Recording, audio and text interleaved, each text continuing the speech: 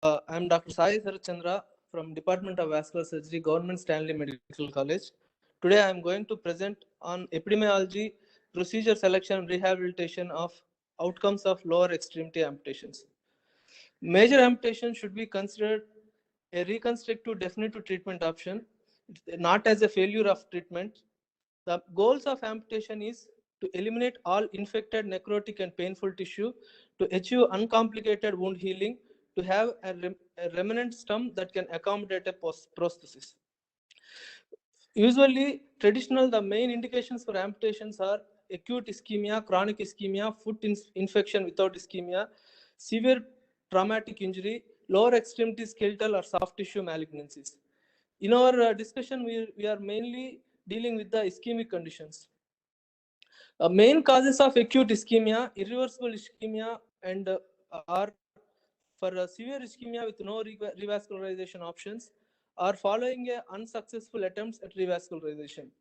Whereas for chronic ischemia, failure of revascularization in 60% of patients, and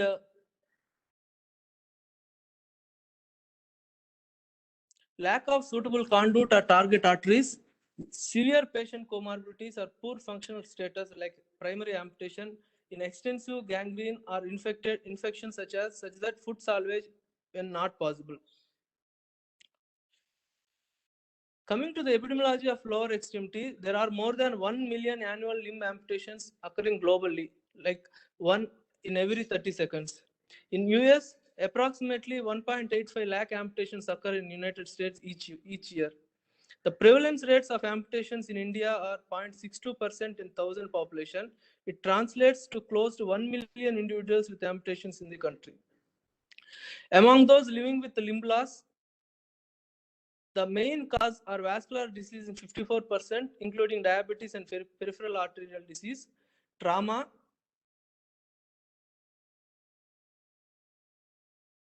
in 45%, and cancer in less than 2%.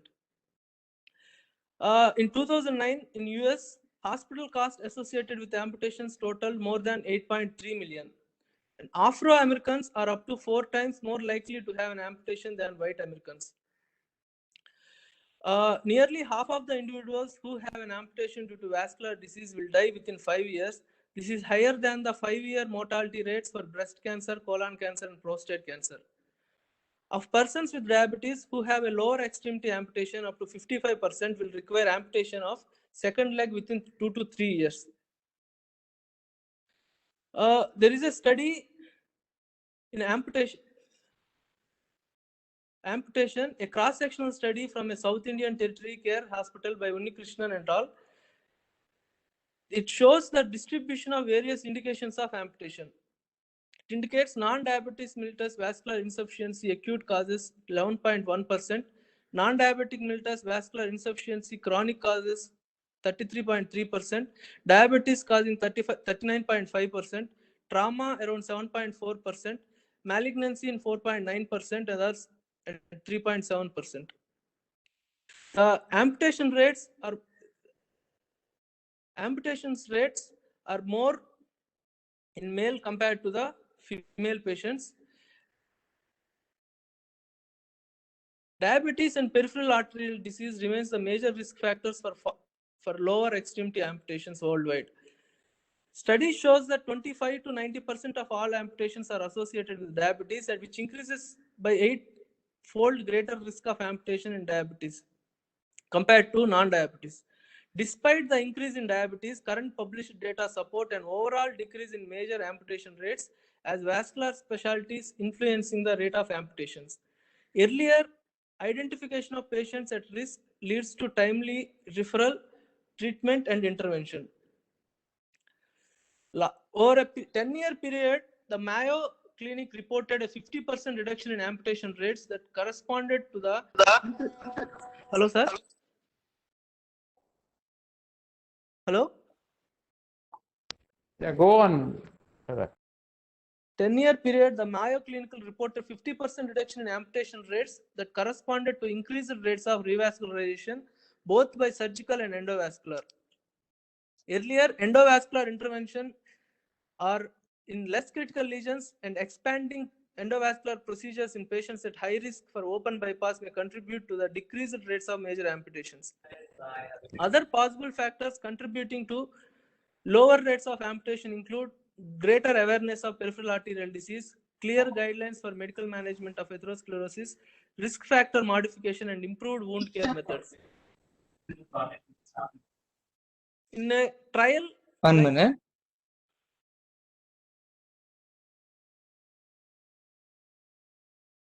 Tweedledum is presenting.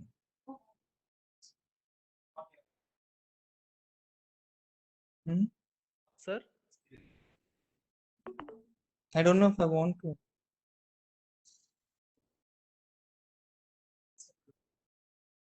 hello, sir.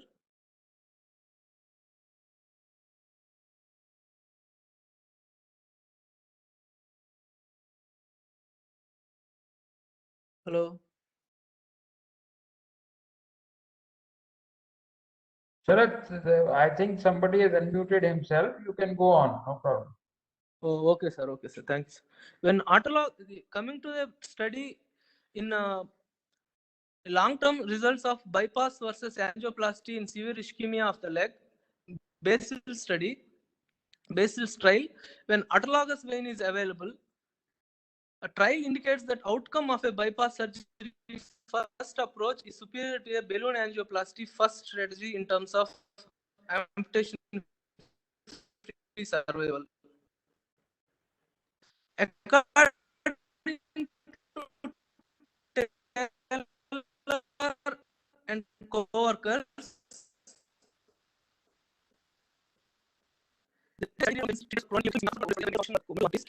unfit patients, endovascular treatment may indeed be no better than primary amputation. Indeed, in patients with extensive foot lesions, severe comorbidities, end-stage renal disease are very unfavorable anatomy, primary amputation is often the best treatment option. In this scenario, we should properly evaluate the patient in perioperative period. The preoperative evaluation and amputation level selection should always include postoperative rehabilitation consideration. It includes a team approach to the patient is useful during all stages of perioperative period. The members of the team include patient, family, surgeon, therapist, rehabilitation medicine specialist, prosthetist, nurse, social worker, psychologist, peer support group, and case manager. All these people should have common goal. It should be maximum recovery and rehabilitation after limb loss. These perioperative stages, which includes almost after procedure in around 1 year, it is practically divided into 5 stages in the treatment of amputation patients. In that stage 1, which include to take decision whether to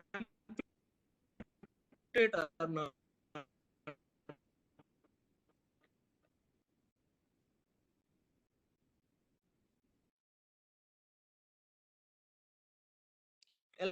Along with this, evaluation should include the duration and severity of limb ischemia, extent of tissue loss, presence of wound infection, and anatomic considerations of revascularization.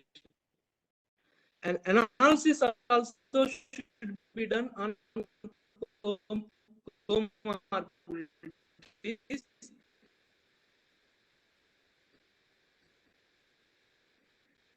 In this stage, which is for 8 weeks to surgery. The main surgeon's role in this to treat timely wound healing and time of early rehabilitation.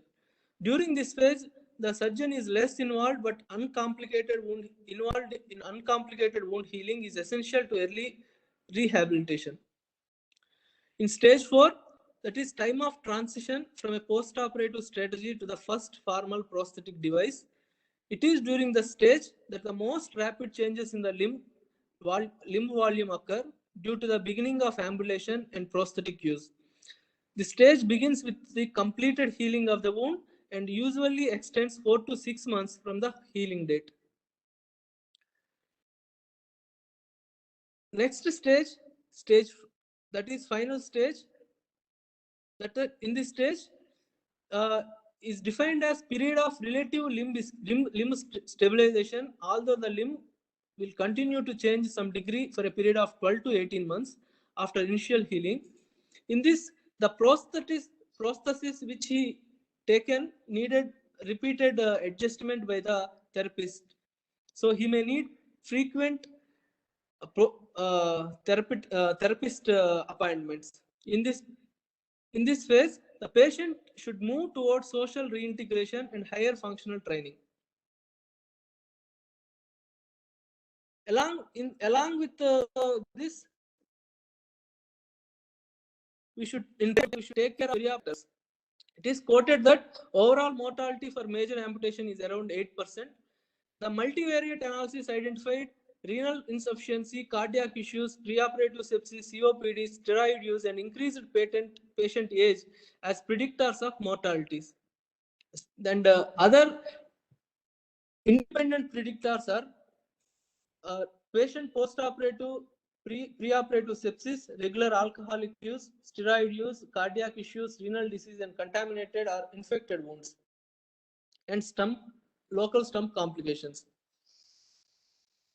The incidence of cardiopulmonary and venous thromboembolic and cerebrovascular events are low in these patients, probably due to widespread use of statins and antithrombotic drugs in the vascular patients.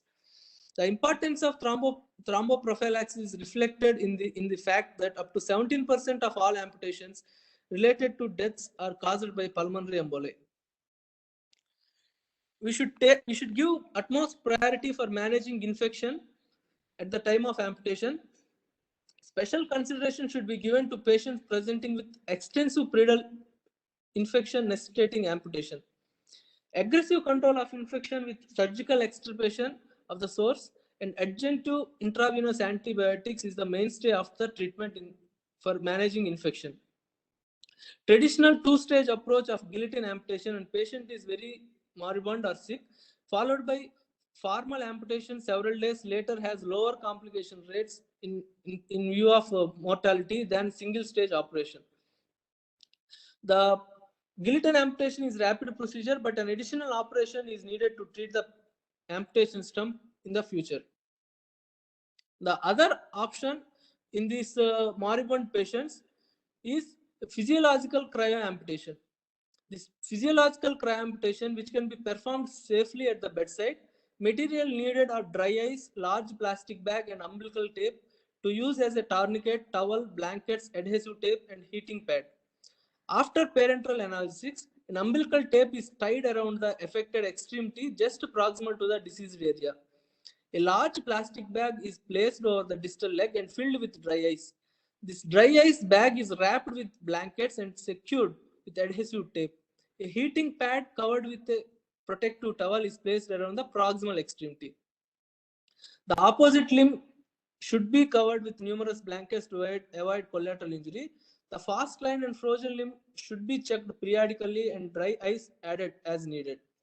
It reduces any time pressure for amputation and controls infection and allows optimal treatment of associated condition. It can be maintained for several weeks and the patient status improves, taken to the operating room for a single stage operation. Amputation level selection. The length of the preserved limb has important implication for the rehabilitation.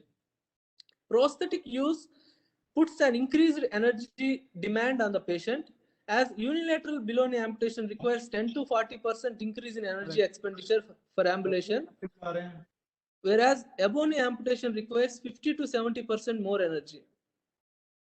Prosthetic use is reportedly 50 to 100% following below-knee amputation, but only 10 to 30% following above-knee amputation.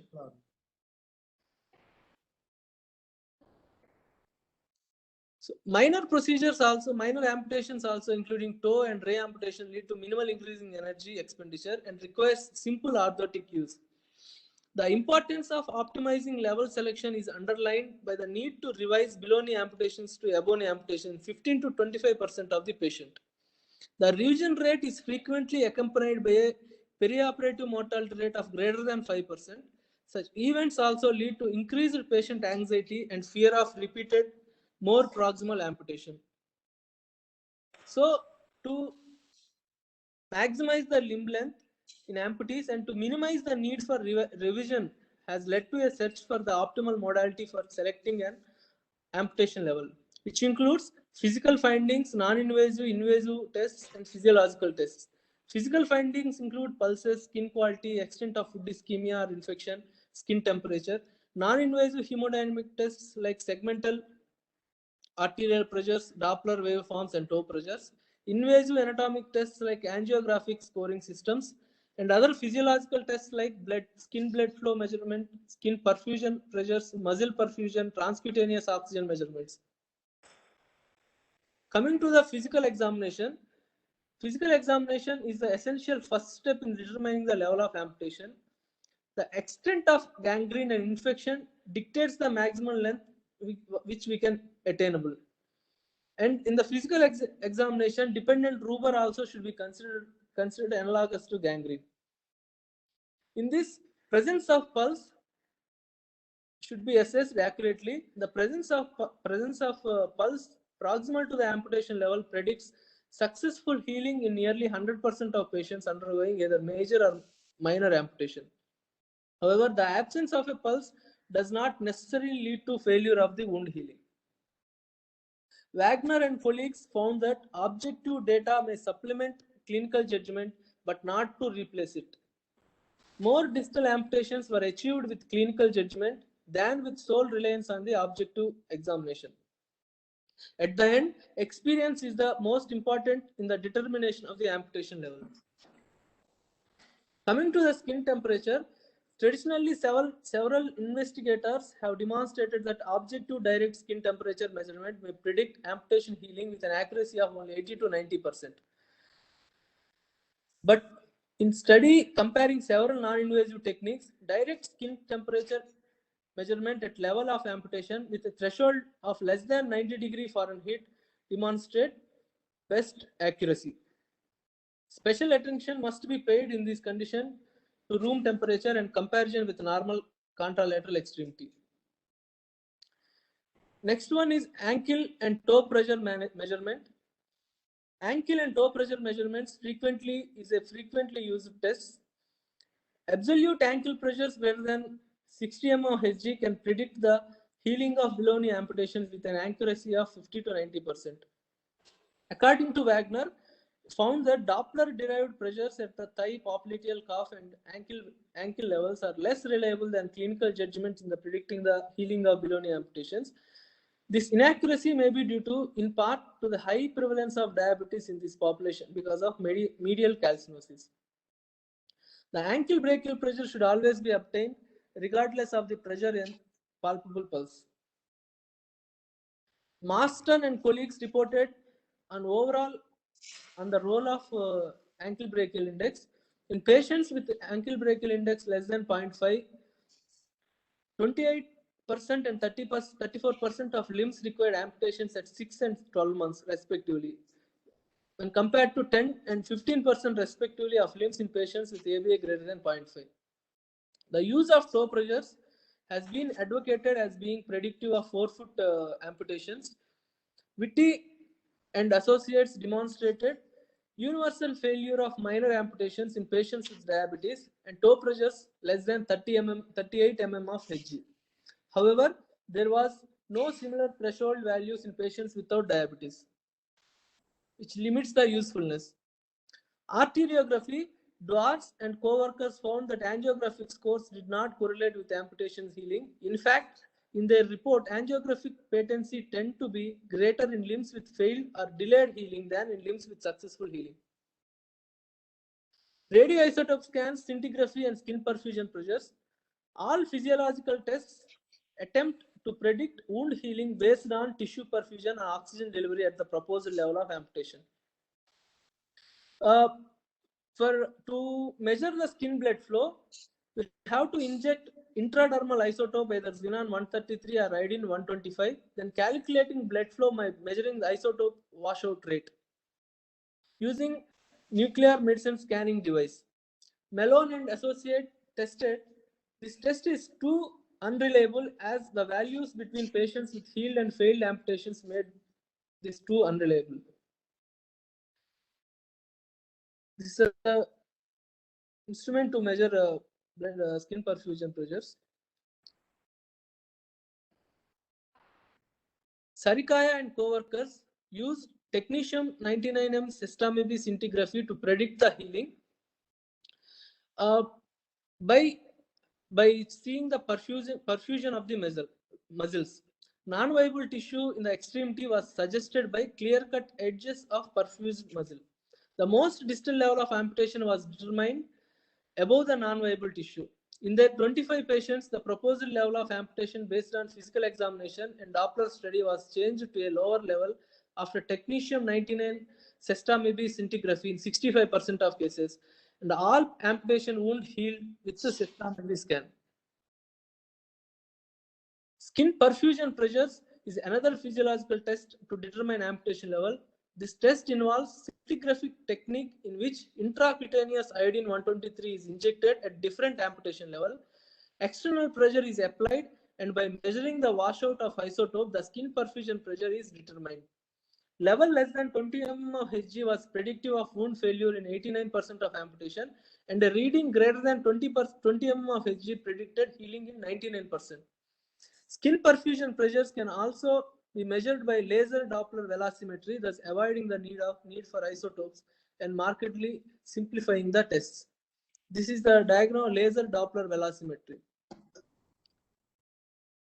Skin fluorescence uses wood or ultraviolet light following the intravenous injection of fluorescence dye to check the regional blood flow.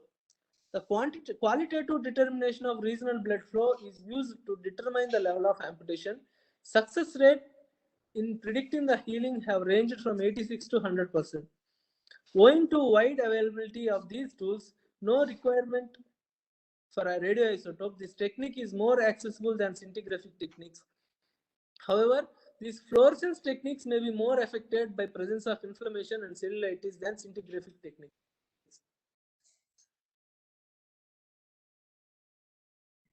Transcutaneous oxygen measurements. Transcutaneous oxygen measurement is a completely non-invasive method that may be used to select an amputation level. A small sensor is placed on the skin in the area of interest. By heating the sensor and skin to 44 degrees centigrade, local skin hyperemia results in decreased flow resistance and arterialization of capillary blood happens. The partial pressure of oxygen measured transcutaneously, which approximates the true arterial oxygen pressure in the area of interest. These sensors can be placed anywhere in the body and readings are given in mm of Hg. Absolute reading can be recorded, or reading in the area of interest can be indexed to a reference site, often to chest. Usually these measurements taken in supine position. The values recorded are reliable and show acceptable day-to-day variability in repeat measurements. Transcutaneous oxygen levels have an accuracy of 87 to 100% in predicting wound healing. In general, transcutaneous partial pressure of oxygen readings greater than 40 mm of Hg are associated with healing, and readings less than 20 mm of Hg are associated with failure. Nutrient blood flow may present even in settings of TCPO2 readings of 0 mm of Hg. The TCPO2 may be artificially low in the setting of infection, inflammation, edema, and repeat measurements are advised once such process have resolved. TCPO2 has accuracy in predicting outcome following revascularization especially. Increase in TCPO2 of greater than 30 mm of Hg following revascularization are predictive of successful clinical outcome.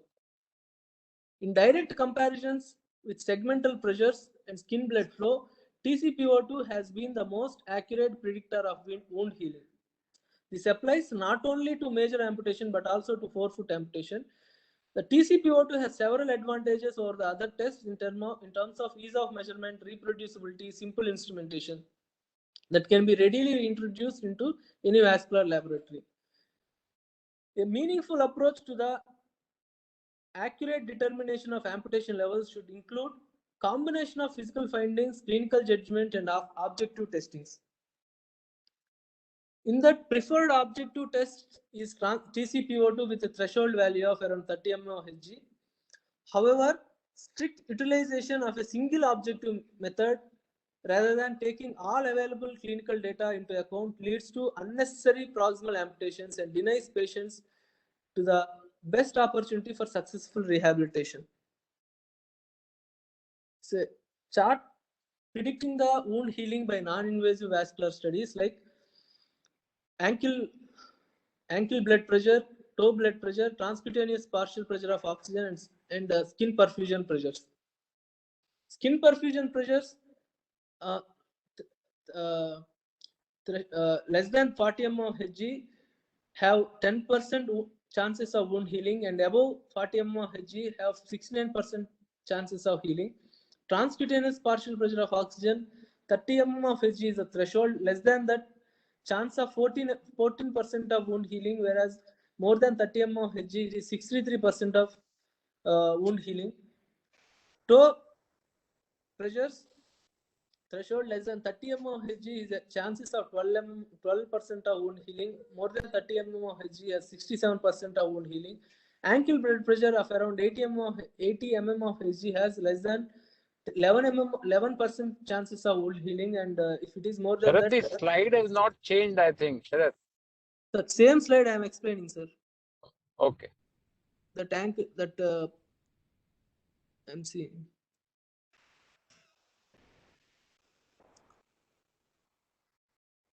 After amputation, for rehabilitation is crucial to maximize the functional outcome. The amputation includes physical and psychological changes. So the rehabilitation is a complex process which needed to include integrated rehabilitation with an interdisciplinary team that incorporate members of surgery, internal and family medicine, psychiatry, physical therapy, occupational therapy, prosthesis, social service, nursing, nutrition, and recreational therapies. This is a slide showing energy expenditure and ambulation rates of various amputation. Amputation level below knee amputation with long stump, there is extra 10% energy expenditure needed. Below knee amputation with short stump, 40% of extra energy expenditure needed. Knee disarticulation needs 71.5% extra energy expenditure.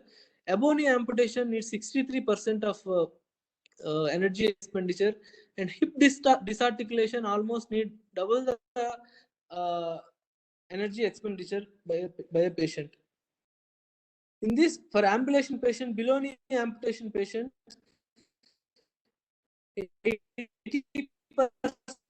of patients are ambulated.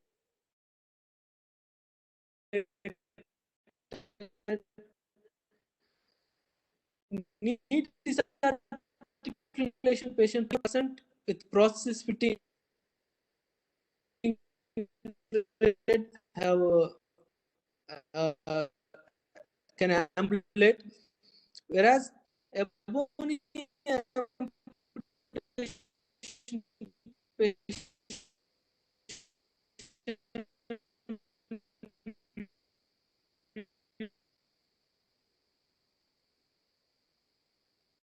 usually 38 to 50% patients only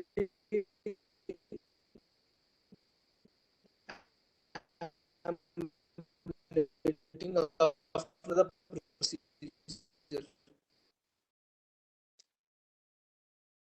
Patients with limited preoperative ambulation and 70 years, dementia, end-stage renal disease, and advanced coronary artery disease perform poorly following amputation.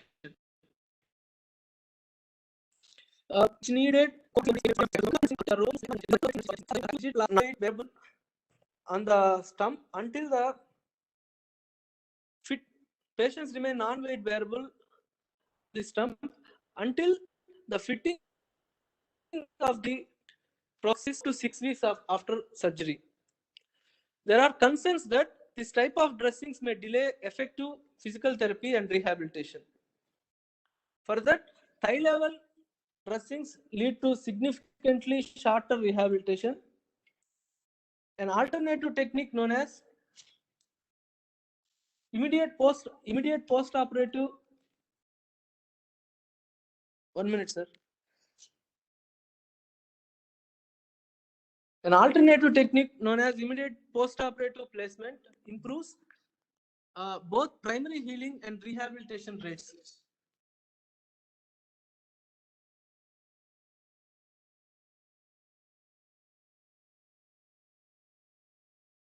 Concerns from surgeons include lack of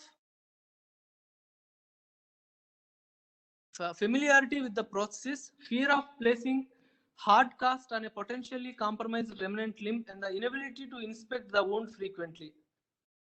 Sean et al. Found that significantly fewer patients with a prefabricated pneumatic immediate post-operative prosthesis had post-operative complications of 16% when compared with patients receiving soft gauze dressings of 65%, which suggesting placement of an immediate post-operative prosthesis may actually reduce the need for surgical revision of amputation stump. Coming to the prosthesis selection and training, prosthetic training plays an important role in rehabilitation. An appropriate durable prosthesis should be prescribed based on the individual selections. Advanced prosthetic technology provides amputees with more choice. New functional designs and ultralight materials help amputees to live independently.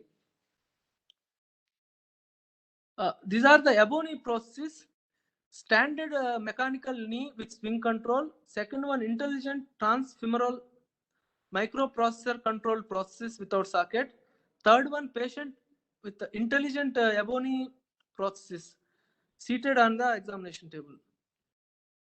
This is Biloni prosthesis. It's a standard prosthesis with solid ankle and cushioned heel foot. Dynamic energy conserving athletic prosthesis. Biloni prosthesis for patients with wound difficulties. For microprocessor controlled Ebony prosthesis are new, now typical of the high technology products. These intelligent prostheses can change the orifice size based on different walking speeds to allow the appropriate shine swing time.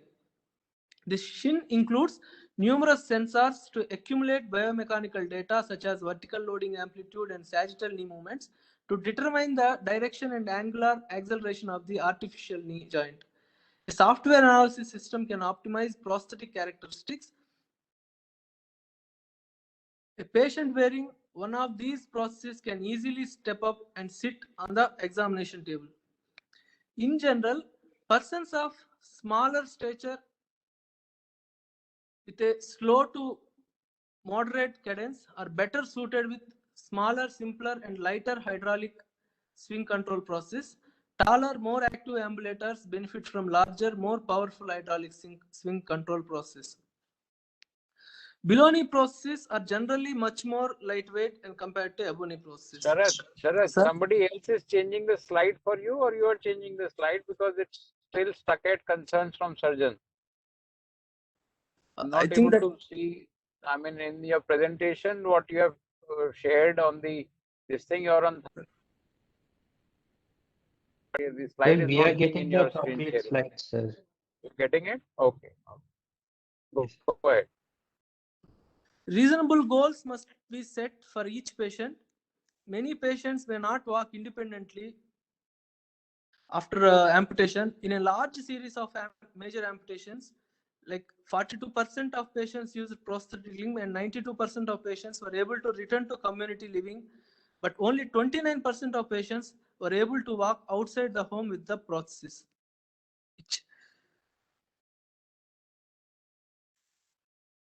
Then coming to the functional outcome, the functional outcome impact of functional outcome depends on impact of amputation level and comorbidities associated along with the impact of age. fate of contralateral limb after amputation, especially in diabetics. In a patients of diabetic with amputation, within 5 years, opposite limb also, chance of opposite limb amputation is around 20 to 30%. And mainly depression after amputation. Depression after amputation usually need to nutritional loss, leading to poor wound healing and loss of using inability to using processes. Thank you, sir.